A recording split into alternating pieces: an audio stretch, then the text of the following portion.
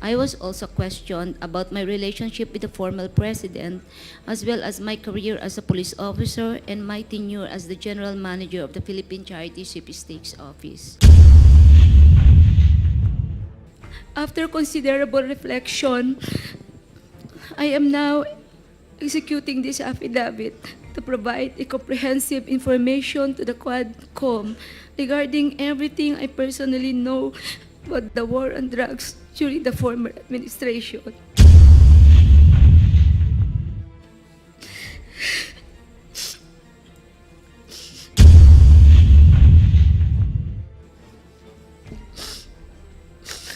I received a call from the President, Rodrigo Roa Duterte, at approximately 5 a.m., instructing me to meet him at his residence in Doña Luisa, Davao City. I was able to see the affidavits and I really wanted to read muna for a while. And 4 pages lang naman po yun. So, nakakagulat din po yung nilalaman ng inyong affidavit dahil a complete turnaround. So, meron po bang pumilit sa inyo para i-execute itong affidavit na to? Wala po, Mr. Chair. It took me 1 week to make some reflections po. And what pushes you to execute? I realize the truth will always set us free, Mr. Chair. And at least I will be able to contribute if we really want to make this country a better place to live and for our children. I think we have to do something para maibalik po yung trust sa PNP, magkaroon po ng reform sa PNP, and yung tiwala po ng mga tao, whether victims of criminals sa gobyerno. Okay, hearing is resumed. The parliamentary status is that we took a 1-minute suspension in order to give way for the earlier resource persons that we invited to be escorted out of the hall so that we can also accommodate the other resource persons we invited for today, who are now seated at the right side of the hall. So ang ating topic ngayon ay tungkol po ito dito sa affidavit na binigay ni Colonel Roina Garma dito sa committee. So meron pong I would presume that the members have already read yung ating affidavit and are ready to propound questions to Colonel Garma. So based on the list that I have, ang una pong magtatanong ay si Congressman Raul Manuel at ang susunod po ay si Congressman Dan Fernandez. Congressman Lordan Suan, and then Congressman Dan Fernandez. Yung palang ho ang nagpalista dito. So, we'll now recognize Congressman Manuel. Please Thank proceed. you. Thank you, Mr. Chair. Ilang mga questions lang din ito, Mr. Chair, since I'm sure our colleagues also have questions. Mr. Chair, we request our resource person, Colonel Garma, na basahin po yung number 8 sa kanyang pinirmahang affidavit na whose copy was distributed sa mga miyembro ng Quadcom. Okay. Mr. Colonel Garma, babasahin mo ba yung kabuuan Yes, Mr. Chair. yung kabuuan? Yes po, Mr. Chair. Medyo ilang pahina po yan? Only 3, actually 3 or 4, but I'll be quick, Mr. Chair. Sige. If you will Okay. allow me. I don't see any objections from any of the chairs of the committee nor the members. Sige, please, pakibasa mo lang ang iyong sinumpaang salaysay. Thank you, Mr. Chair. On September 12, 2024 and September 27, 2024, I was invited to serve as a resource speaker during the recent legislative inquiry conducted by the Joint Committee on Dangerous Drug Public Order and Safety, Human Rights and Public Accounts of the Honorable House of Representatives regarding the investigation into the war on drugs of the previous administration. During these hearings, I was asked several questions concerning my knowledge or involvement in the deaths of 3 Chinese inmates of the Davao Penal Colony and the death of General Wesley Barayuga, all focusing on the alleged extrajudicial killings of the aforementioned individuals. I was also questioned about my relationship with the former president, as well as my career as a police officer and my tenure as the general manager of the Philippine Charity Sweepstakes Office. Throughout the hearings, I answered questions from the committee based on my personal knowledge.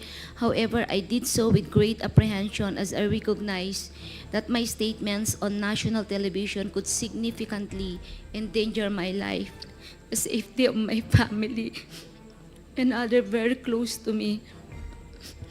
After considerable reflection, I am now executing this affidavit to provide a comprehensive information to the Quadcom regarding everything I personally know about the war on drugs during the former administration.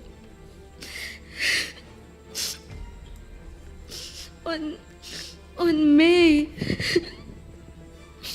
2026, I received a call from the President, Rodrigo Roa Duterte, at approximately 5 a.m., instructing me to meet him at his residence in Doña Luisa, Davao City. I was already acquainted with the mayor, having served as the station commander in one of the police stations in Davao City during his tenure. During our meeting, he requested that I will locate a PNP officer or operative who is a member of the Iglesia ni Cristo, indicating that he needed someone capable of implementing the war on drugs on a national level, replicating the Davao model.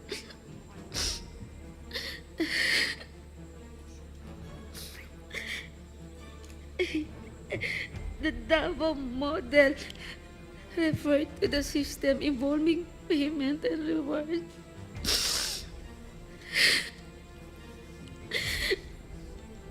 The Davao model involves 3 levels of payment of reward. First is the reward if the suspect is killed. Second, if is the funding of planned operations. And the third is the refund of operational expenses. Colonel Garma, can you speak louder? I'm sorry, speak closer to the microphone.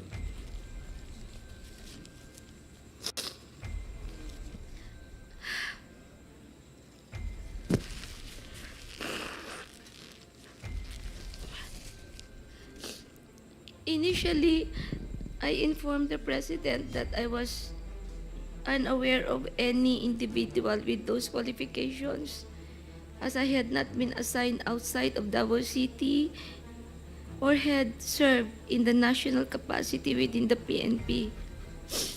However, I recalled my upperclassman Edilberto Leonardo, who was heading the Criminal Investigation Detection Group and was also a member of the Iglesia ni Cristo. I mentioned his name to the President. On the same day, a certain individual named Muking contacted me to request for the phone number of Leonardo's contact details, which I promptly provided. A week later, I learned from Arthur Narsolis via phone call that Sir Leonardo had been summoned and was instructed to proceed to the Royal Mandaya Hotel in Davao for a meeting.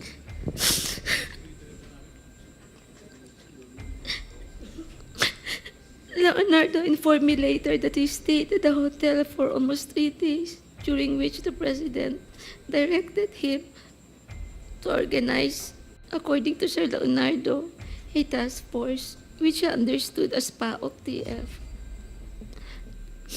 When Leonardo relayed this information, urged me to join the task force, I declined first, citing my lack of experience in handling said operations.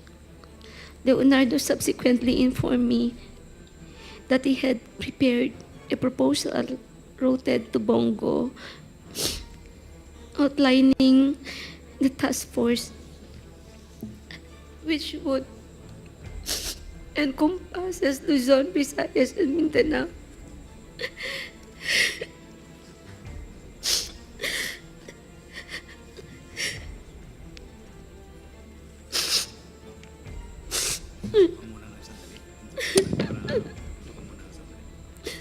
I am afraid of my life, Mr. Chair,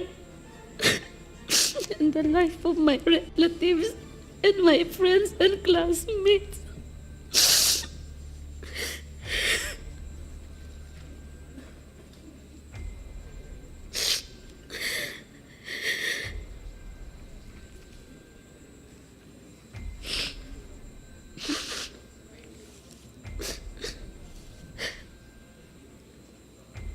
Leonardo subsequently informed me that he had prepared a proposal routed to Bongo confirming the task force operation, which would encompasses Luzon, Visayas, Mindanao.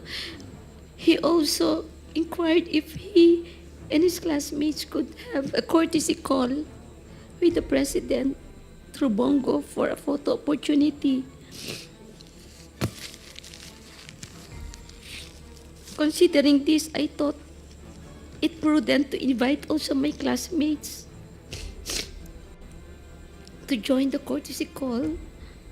So in the presence of Colonel Bacay, Villela, Grijaldo, Tuzon, and Dueñas, the member of class 97 and 96 were accommodated in separate rooms at the DPWH office in Panacan, Davao City.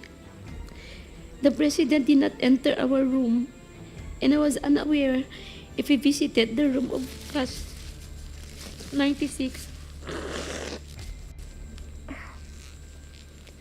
After the courtesy call, Leonardo informed me that the structure of the mentioned task force would undergo changes. In June of 2016, Leonardo has transferred from Manila to assume the position of the chief of the CIDG Region 11. During the initial 3 months of the assignment, I facilitated all meetings between Leonardo and Bongo at Leonardo's request. Subsequently, they established direct communication.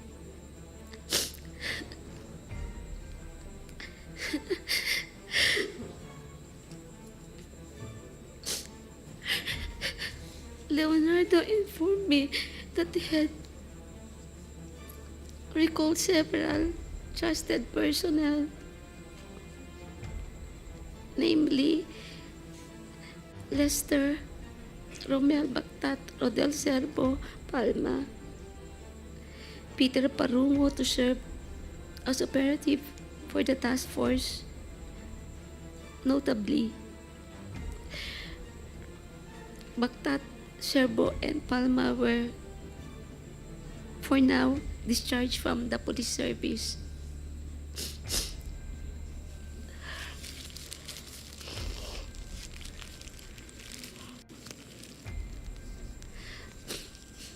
Romel Bactat, Serbo, Palma were all former police officers stationed at the CIDG 11 office. They were discharged from the service on or about a year ago due to an operation that led to the killing of one individual. Lester Berganyo is a provide citizen, while Peter Parungo was a former detainee of CIDG due to a charge of rape that has been cleared.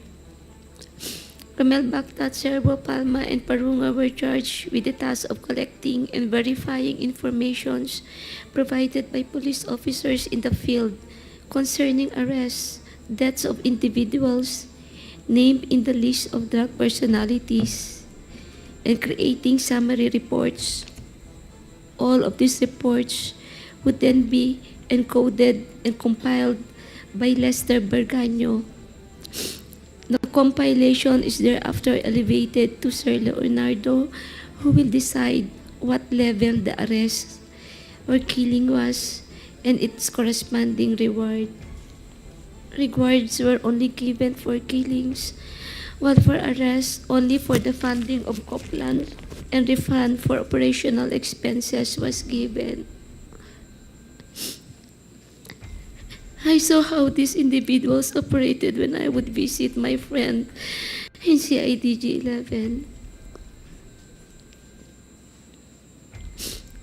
He conveyed that the task force would be structured differently and that he submitted a document to Bongo detailing the task force operation, including an overview of the current drug landscape in the Philippines.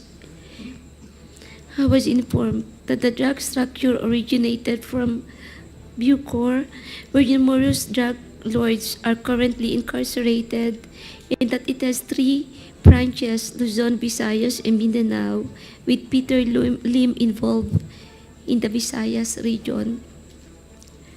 Once the task force became operational, I later learned that all Copland's funds, refunds for operational expenses, and rewards for agents were processed through the account of Peter Parungo. Currently, Lester Berganyo maintained a comprehensive list of the drug personalities of the Philippines. Leonardo conducted briefings for all PIDEA, IG regional directors, and PNP chiefs regarding the drug situation. Additionally, if any individual died during police operations, Leonardo will report the incidents to Bongo for inclusion in the weekly report and request for refunds of operational expenses. Leonardo had final authority to determine who would be included in the list of drug personalities and to classify their threat level, as well as the discretion to remove individuals from the list. Furthermore, in 2016, while I was at the CIDG office following up the appointments of my personnel, I overheard Padilla discussing drug activities at the Davao Penal Colony with Leonardo. Padilla specifically identified certain Bucor officers involved in drug trade, notably mentioning an officer named Ginto, who was subsequently killed along with other Bucor members. These are the critical facts I personally know regarding the drug war of the previous administration. I am prepared to provide additional details and information in a supplemental affidavit or during an executive session at the discretion of the committee. I affirm the truthfulness and accuracy of the above statements to assist in the investigation by the Joint Committee, Your Honors. Mr. Chairman. Go ahead, SDS. Mr. Chairman, alam mo, papasalamat ako kay Ma'am Garma. And no, alam po natin ang nararamdaman mo. Pero kaya ako umakyat, nanonood po ako sa TV, sa baba. Mukhang itong committee na to parang pinilit ka para magsalita. Kaya ka umiyak. Baka sabihin ang Quadcom pinilit ka para magsumite ng affidavit at basahin mo. Umiyak ka. So gusto po namin kasi na pakita mo talaga na kusang loob ang sasabihin mo dito sa Quadcom. Wala pong sapilitan at galing po sa puso nyo ang pagsasalita. So kaya po ako umakyat, nasa baba ako, kausap ko yung mga ibang kasama natin. Ma'am Garma, Alam ko naman po yung sitwasyon nyo. May nanonood po sa atin buong Pilipinas, lalo na sa Mindanao. Alam ko po kung ano nararamdaman nyo. Pero pakita nyo naman po, in the interest of fairness of every Filipino, pakita po natin yung fairness dito.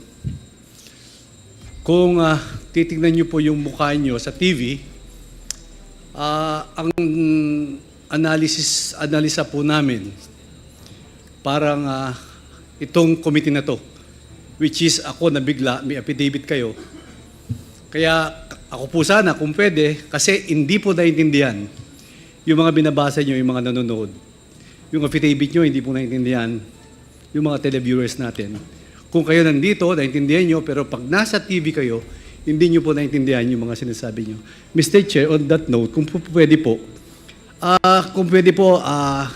magpahingat siya, huwag siya umiyak, sabihin niya lahat in a clear reading, in a clear words. Ako po, I move sana para basahin niya ulit yung kanyang affidavit, Mr. Chairman. Salamat po. Siguro, Miss Rohina Garma, we will give you time to be composed. And we cannot blame you doon sa inyong emotion. Ako rin, nabigla din ako doon kasi it's a sudden turnaround, no? From the last mga hearings po natin. And suddenly, we will be receiving an affidavit like this, no? Siguro, malapat lamang pong sabihin natin sa committee to kung somebody forces you to execute an affidavit like this. That a while ago, the reason why we're asking Congressman Manuel to hold his gun kasi nga I was able to see the affidavits and I really wanted to read muna for a while. And 4 pages lang naman po yun. So, nakakagulat din po yung nilalaman ng inyong affidavit dahil a complete turnaround. So, meron po bang pumilit sa inyo para i-execute itong affidavit na to? Wala po, Mr. Chair. It took me 1 week to make some reflections po. And what And, pushes you to execute? I realize the truth will always set us free, Mr. Chair. And at least I will be able to contribute if we really want to make this country a better place to live and for our children. I think we have to do something para maibalik po yung trust sa PNP, magkaroon po ng reform sa PNP, and yung tiwala po ng mga tao, whether victims of criminals sa gobyerno. Kanina po may Yun lang sinasabi po. kayo na natatakot kayo sa buhay nyo at sa pamilya nyo. Saan po kayo natatakot? Of course po, it's normal, Mr. Chair, when you speak the truth, you cannot please everyone. And it's normal to anybody to have that mixed emotion. But still, it took me 1 week to make reflections. And I realized I need to do my part po. Dahil po ba sa relasyon nyo sa nakaraang administrasyon kay former president? Kaya po ang damdamin nyo po ay mixed emotion? Normal lang naman bilang tao po, Mr. Chair. Pero what prevailed after a week of reflection is I always say the truth will always set me free. I want a better place, a better PNP, Mr. Chair. Yes, Mr. Chairman, Ma'am Garma, we are all on the same page. Kaya ginagawa po natin to para sa taong bayan, maayos, yung PNP, mawala, ang extrajudicial killing, yung drugs. Kaya nandito po tayo. Yung sinasabi niyo po, we are totally agree on that.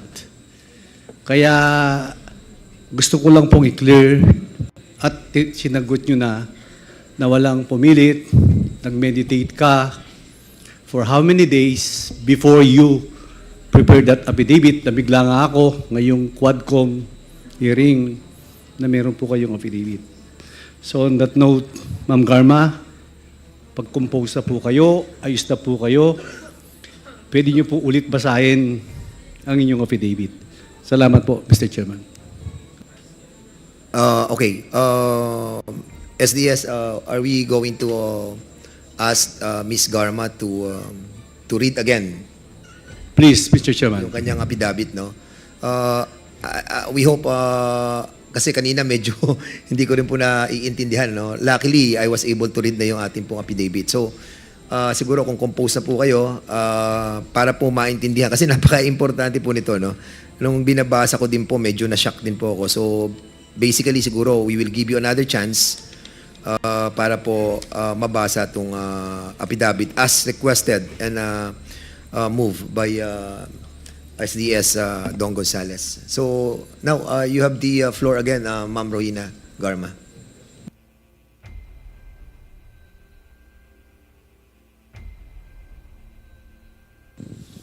On September 12, 2024 and September 27, 2024, I was invited to serve as a resource person during the recent legislative inquiry conducted by the Joint Committee on Drugs. Ma'am, can you put the mic a little bit closer to your mouth, please?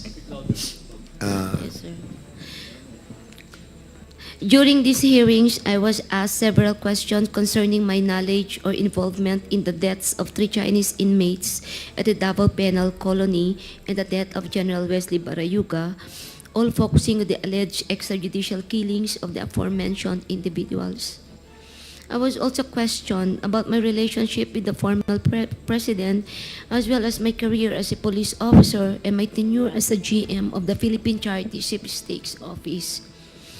Throughout the hearings, I answered questions from the committee based on my personal knowledge. However, I did so with great apprehension as I recognized that my statements on national television could significantly endanger my life, the safety of my family, and others close to me. After considerable reflection, I am now executing this affidavit to provide a comprehensive information to the Quadcom regarding everything I personally know about the war on drugs during the former administration. On May of 2016, I received a call from the then President Rodrigo Duterte at approximately 5 in the morning, instructing me to meet him at his residence in Doña Luisa, Davao City. I was already acquainted with then Mayor Duterte, having served as a station commander in one of the police stations in Davao during his tenure. During our meeting, he requested that I locate a PNP officer or operative who is a member of the Iglesia ni Cristo, indicating that he needed someone capable of implementing the war on drugs on a national scale, replicating the Davao model. The Davao model referred to the system involving payment and rewards. The Davao model involves 3 levels of payments of rewards. The first is the reward if the suspect is killed. Second is the funding of planned operations. Third is the refund of operational expenses. Initially, I informed the President that I was unaware of any individual with those qualifications as I had not been assigned outside of Davao, nor had I served in a national capacity with the PNP. However, I recalled my upperclassman, Edilberto Leonardo, who was handling the Criminal Investigation Detection Group and was also a member of the Iglesia ni Cristo. I mentioned his name to the President.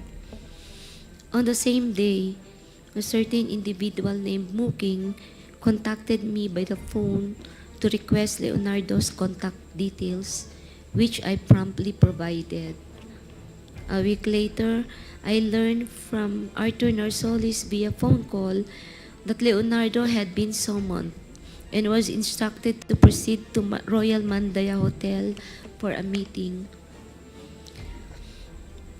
Leonardo informed me that he stayed at the hotel for 3 days, during which the President directed him to organize a task force similar to PAOK TF. When Leonardo relayed this information and urged me to join the task force, I declined, citing my lack of experience in handling such operations. Leonardo subsequently informed me that he had prepared a proposal routed through Bongo outlining the task force operations, which would encompass Luzon, Visayas, and Mindanao.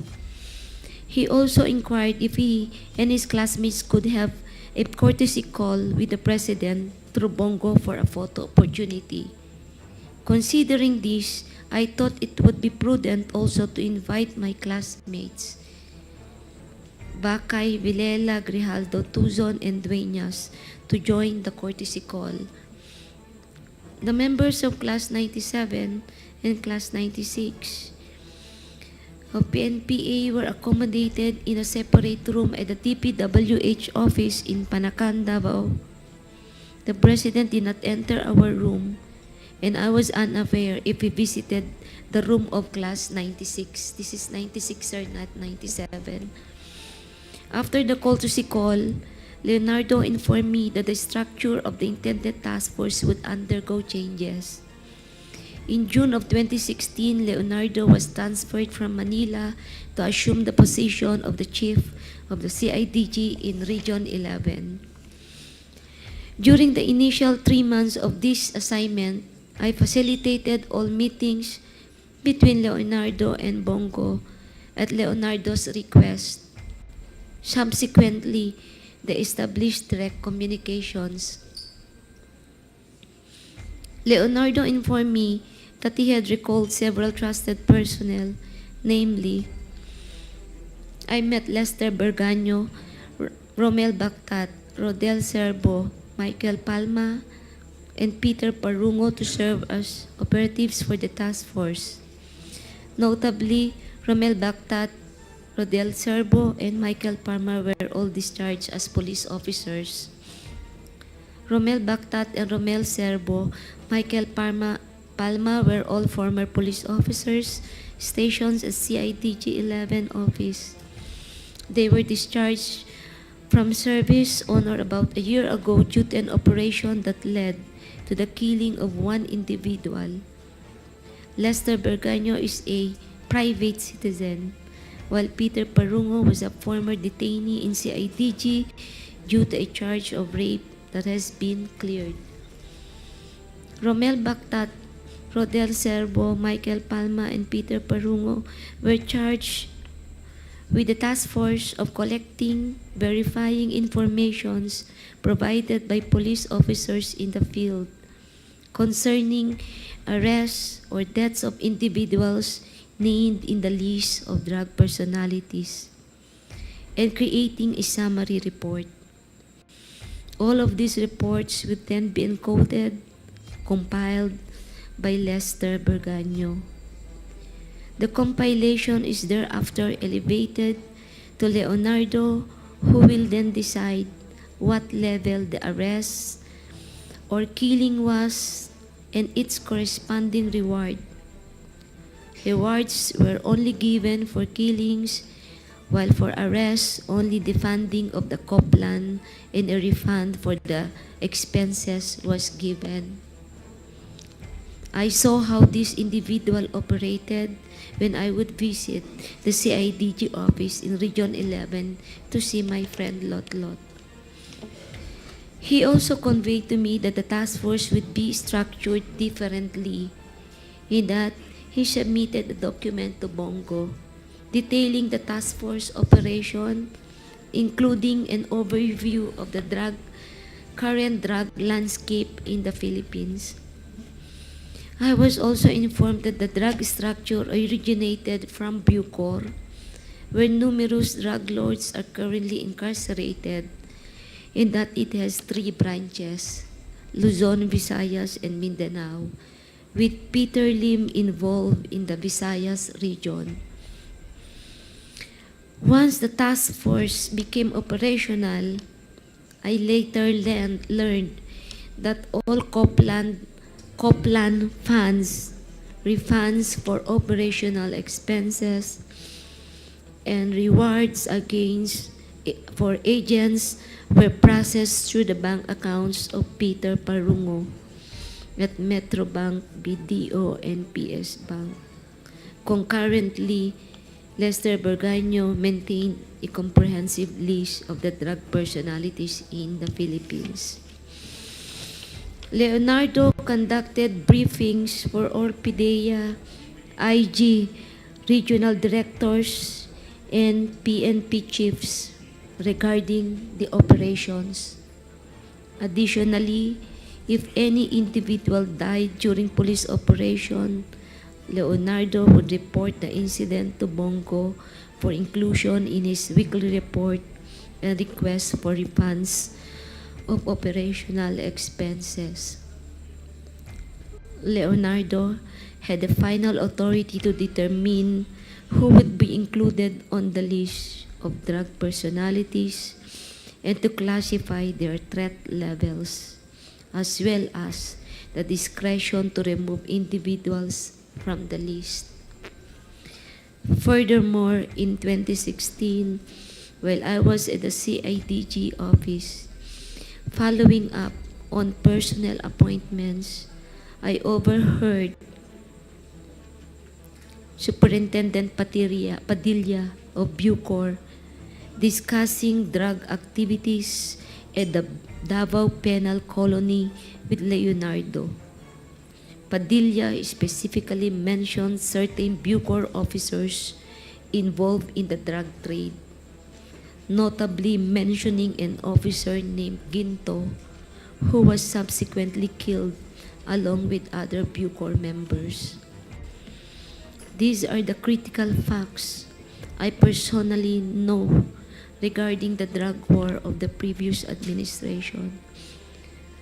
I am prepared to provide additional details and information in the supplemental affidavit or during an executive session at the discretion of the committee. I affirm the truthfulness and accuracy of the above statement to assist in the investigation by the Joint Committee on Dangerous Drugs, Public Order and Safety, Human Rights, and Public Accounts of the Honorable House of Representatives, the Quadcom. Mr. Chair. Tapos na po kayo, ma'am? Yes, Garma. Mr. Chair. So on that note, ma'am, maraming salamat ulit sa pagbasa niyo sa inyong affidavit. Thank you, Mr. Chairman. Thank you, Congressman Gonzales. So the first to interpolate Colonel Garma is Congressman Raul Manuel. You have 10 minutes. Thank you, Mr. Chair. Mr. Chair, I'm actually shocked by the contents of the affidavit. So I'll be asking clarificatory questions. I'll be focusing dun sa nabanggit na reward system, Mr. Chair. Mr. Chair, sa affidavit ni Colonel Garma, binanggit niya na siya ay dating pinatawag ni former President Rodrigo Duterte. Nung pinatawag siya, ibinahagi ba yung plano na i-implement nationwide yung war on drugs? Tama po ba? Yes, Mr. Chair. Mr. Chair, nung mayor si former President Rodrigo Duterte sa Davao, implemented na doon ang war on drugs based sa kung paano natin siya ngayon napoperceive. Tama po ba? Yes, Mr. Chair. Okay, Mr. Chair, at least ngayon, buti po ay na-admit iyon ni Colonel Garma dahil nung nakaraang mga pagtanong po natin ay hindi pa agad din yon na napuput on record dito sa komite. At least po ngayon ay alam na po natin talaga once and for all.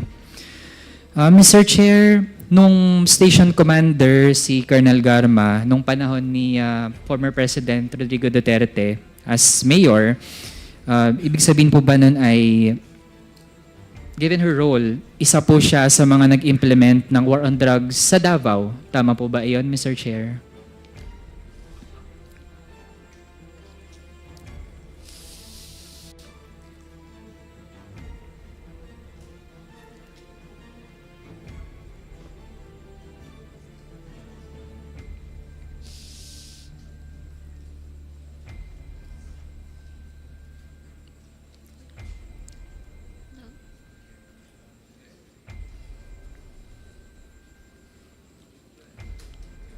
Paki-clarify mo lang yung question. Yeah, Mr. Chair, ang tanong ko po dahil naging station commander po si Colonel Garma noong Davao Mayor si Rodrigo Duterte. So ibig sabihin po nun, given her role ay isa po siya sa mga nag-implement ng war on drugs sa Davao. Yes, Mr. Chair. Mr. Chair, nag-implement po siya nun dahil kasama po siya dun sa mga na-mention kanina from NUPL, yung Davao Boys and Girls. Tama po ba, Mr. Chair? Mr. Chair, can I explain my answer, Mr. Chair, so that maintindihan po ni Congressman? Sige. Yes, Mr. Chair. Pakilapit lang po yung microphone Yes, sa inyong... This is how it works actually.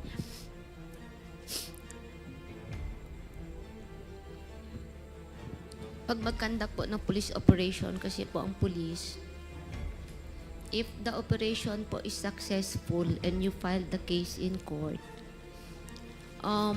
you will submit a report sa City Hall monthly at nakalagay po doon na na-file po yung kaso, nakalagay din po yung IS number po, proof na na-file po yung kaso and the details of the case.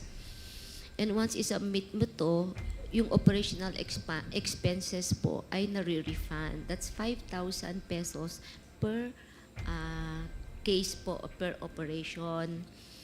Ngayon po, kung malaki po yung operation mo at kailangan mo ng operational fund, gagawa ka ng co-plan, you will also request po sa City Hall for the funding of the operation plan. Now, in case din po na nagkaroon po ng operation and subsequently po nagkaroon po ng death on the part of the suspects po during a legitimate operation, meron din pong corresponding amount po na binibigay, Mr. Chair. So that is how it works po. So, Mr. Chair, ibig sabihin ay totoo ngang merong Davao Boys and Girls na nagpatupad ng war on drugs. To confirm, Mr. Chair, tama po. Na yun yung mode of operations as described. Tama po ba? Yun yung kinakonduct, yun yung ginagawa nitong Davao Boys and Girls. Ganun po yung sistema po ng how you will refund yung operational expenses. Kung ano po yung tawag nila at ano po yung ipinangalan ay for me it's not relevant as long as yung process on how the funds are being provided po, yun po yung ine-explain ko lang po. If that is how po ang pag-perceive, that's how it is politically described po, then that's it po. Okay, Mr. Chair, dun sa reward system, kasi nasa affidavit din po, na nire-refund ang operational expenses, tapos may funding din para sa planned operations, ito yung co-plan, tapos may reward din kapag napatay yung suspect. Tama po ba, Mr. Chair? Yes po, Your Honor. Mr. Chair, may nakuha po kasi tayong impormasyon, although nung mga nakaraan ay parang haka-haka lang siya, pero ngayon na nag-hold tayo na investigations ay nakakakuha po tayo ng mga sources na pagdating po dun sa reward system ay kapag ang napatay ay isang pusher, yun yung tinatawag na level 1, tapos 50,000 ang reward. Mako-confirm po ba yun ni Colonel Garma, Mr. Chair? Mr. Chair, I am not so familiar po sa specific amounts. But true, there is a amount po per level. I think Colonel Leonardo can explain po kung ano yung specific amount. Kapag baka magkamali po akong sasabihin na 50 nga o 100 o 1 million yun. But there is a corresponding amount per level, Mr. Chair. Sige. Mr. Chair, sa information na nakuha natin ay merong 4 na levels. Yung level 1 ay 50K para sa pusher. Kung napatay ay pusher. Kung big time pusher naman ay yun yung level 2, 100K.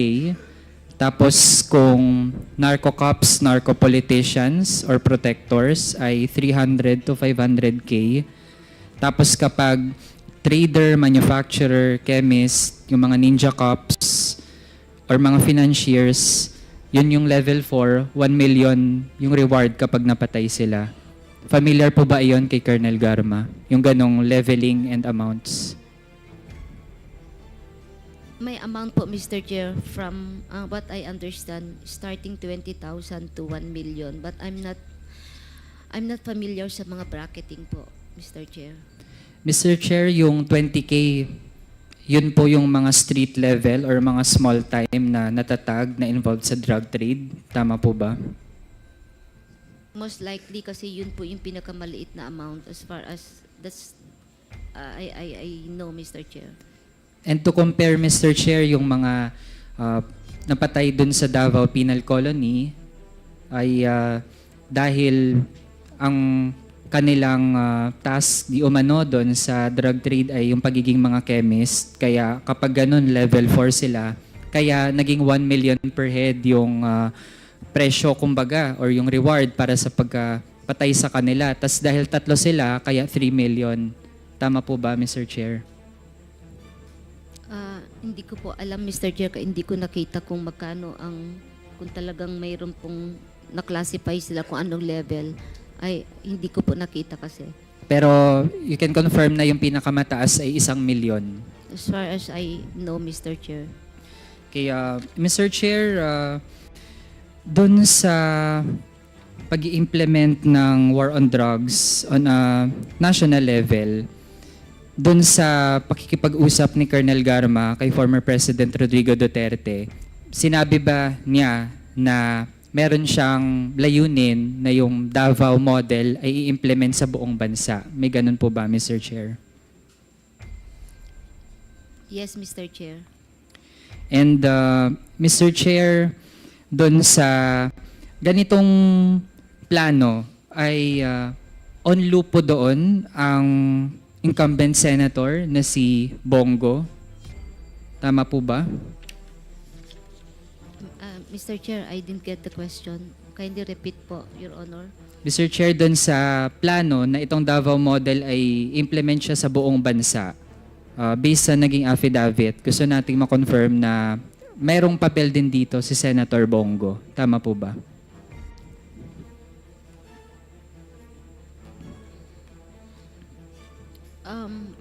Sa aking understanding, it would appear, Mr. Chair, kasi po siya ang minimit ni Sir Leonardo. Mr. Chair, kapag may napatay na suspect doon sa drug trade, kanino unang nire-report yung mga instances na merong napatay?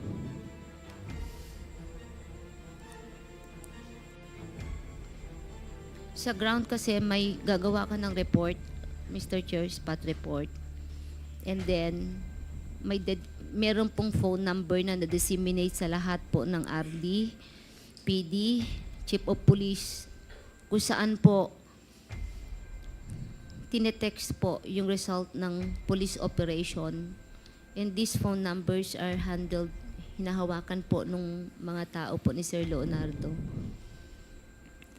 Mr. Chair, since naging bahagi po si Colonel Garma ng War on Drugs sa Davao, familiar po ba siya or alam po ba niya kung meron ding kompetisyon sa iba't ibang mga police stations sa number ng mga napatay? Lalo na't kung meron palang reward na napatay yung isang tao as compared to inaresto lang. So meron bang ganong tipo ng kompetisyon among police stations? Wala po, Mr. Chair, during our time.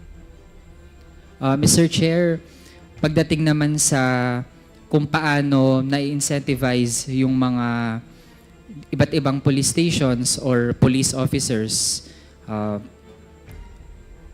ano po yung mga pamantayan dati para masabi na ang isang police station ay effective sa pag-conduct niya ng war on drugs? Meron kasing, sa amin nung sa Davao kasi po, It depends po kasi sa station na hinahawakan mo kasi naka-profile na po yan kung anong classification po ng drugs, kung infested po ba ng drugs yung mga barangay. So meron na pong projection po. Kasi meron po kami noong tinatawag na yung may baseline po kasi kami na naka-establish during that time. So projected po kung ilan ang possible arrest mo every month, Mr. Chair. But of course, dumarating din po yung point na wala ka na mahuli o sobrang baba. Depende kasi sa performance din ng patrol sa area as part of preventing po yung occurrence po ng illegal drug trade. So mamimili ka lang naman mag-ooperate ka o intensify mo ang police patrol para wala kang mahuli at hindi po matuloy mangyari ang bentahan po ng droga. You just choose between the two naman po. Kaya, Mr. Chair, yun yung tungkol sa reward system kapag may napatay na mga suspect. Kahit nga, we would like to underscore na mga suspect pa lang yun. Mr. Chair, pagdating dun sa funding ng mga planned operations, sino po ang nagfa-fund ng mga ganong operasyon, yung tinatawag na co-plan, batay dun sa affidavit? What I understand pong alam ko po, pag malalaking police operation, the case operation plan ay sinasubmit po kay Sir Leonardo for funding. And I think si Sir Leonardo po maka-explain kung saan po galing ang pondo, Mr. Chair. Mr. Chair, sa pagkakaalam ni Colonel Garma, meron bang mga private individuals or corporations na nagbibigay din ng, kumbaga, we can say, donation para sa ganitong mga planned operations? I'm not aware, Mr. Chair. Wala akong alam po. Mr. Chair, pare-pareho ba yung amount na binibigay para dun sa kada operation na kinoconduct? Hindi ko rin po alam, Mr. Chair, kaya hindi ako ang nag-evaluate ng mga co-plan. Basta ang alam ko lang, sinasubmit po sa kanya and siya po ang magpa-facilitate for the funding, Mr. Chair. Okay. And Mr. Chair, dun sa pangatlong tipo ng itong paggamit ng pera for these plans, yung refund for operational expenses, ano-ano pong mga tipo ng expenses ito? Kasi kung nire-refund siya, ibig sabihin, meron munang nag-aabono. Ganun po ba ang sistema sa pag-conduct ng mga operations? Nag-aabono muna yung mga involved na mga police, tapos saka sila manghihingi ng refund? I will explain further, Mr. Chair. Yung real McCoy kasi sa ground, Mr. Chair. The real talk po tayo sa ground. Talaga namang wala pong pondo talaga. Mag-aabono ka talaga. Pati by bus money, mag-aabono ang chief of police diyan para mamarkahin yan. Kung minsan nasusunog na itatakbo, wala na. Tapos wala kang mahuli, hindi mo talaga marerefund yung pera mo. So talagang abonado ang chief of police at saka mga operatiba. That is why in Davao, once successful po ang police operation na file mo ang kaso, may IS number po, proof that you filed the case, i-refund po ng 5,000 pesos yung mga expenses like photocopy, buy bus money, payment for the agent, pagkain po ng suspect pag dinala mo po sa court, kasi maghihintay ka rin, tatagal ka rin sa korte. So those are the expenses which is very decent enough naman. Just enough para lang maibalik at ma-refund po yung mga personal expenses na nagastos po ng chief of police o ng mga operatiba during police operation, Mr. Chair. Mr. Chair, dun sa mga nagpapa-refund for operational expenses, saan o kanino kinukuha yung mga pang-refund na mga amounts? Are we referring to the national scope, Mr. Chair? My question lang, or Davao? Sa Davao, Mr. Davao Chair. noon, we have to submit the after activity report sa City Hall po. And then may pipirmahan kang voucher na ma-refund yung lahat ng expenses. How about nung naging national na or nationwide na yung scale ng implementation ng war on drugs? Kanino din kinukuha yung refund? Lahat po ay kay Colonel Leonardo, Mr. Chair. Okay, so far, Mr. Chair, mas yun muna yung aking mga tanong. Pero so far, based sa mga narinig natin hanggang ngayon, Mr. Chair, inaabsorb ko pa rin talaga dahil hindi usual na marinig natin na merong nagko-confirm na meron talagang reward system, yung mga amounts, ranging from yung small time pala na mga kahit inosente, 20K yung presyo para sa kanila. Tapos yung mga big time, kumbaga, tig 1 milyon bawat ulo. And from Davao ay naging massive ito hanggang sa buong bansa. Kaya naman pala ganado yung mga sangkot na mga pulis na kapag neutralization talaga ang layunin ay pumatay dahil pala ganun kalaki yung reward na kanila makukuha, Mr. Chair. So yun muna sa ngayon. Maraming salamat. Okay.